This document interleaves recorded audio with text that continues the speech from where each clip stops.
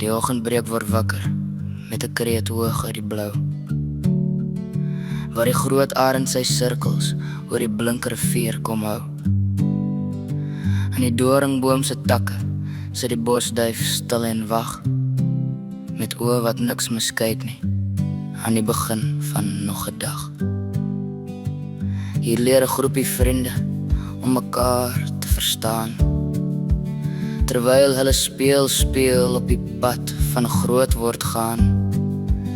Tussen milielande wat soos golwe in die wind gaan lê, vind hulle die woorde wat 'n hart vir 'n ander wil sê.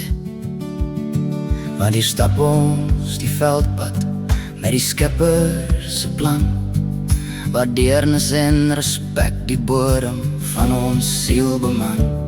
Ons slaan ons wortels diep, net soos die doringboom, op 'n plek waarvan ander seuns net van kan droom.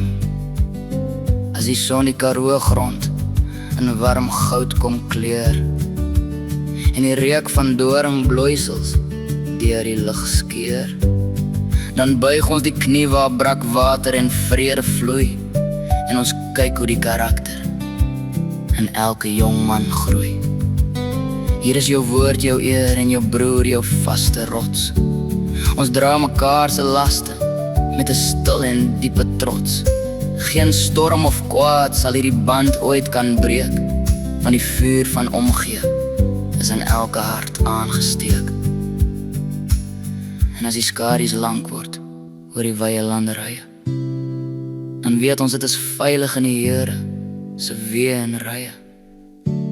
Ons is meer as net 'n skool, dit is 'n leefwyse wat bly in die spore van die manne wat voor ons hier kon ry.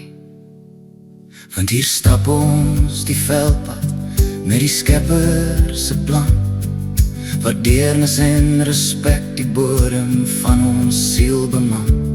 Ons slaan ons wortels diep, net soos die doringboom, op 'n plek waarvan ander seuns net van kan droom.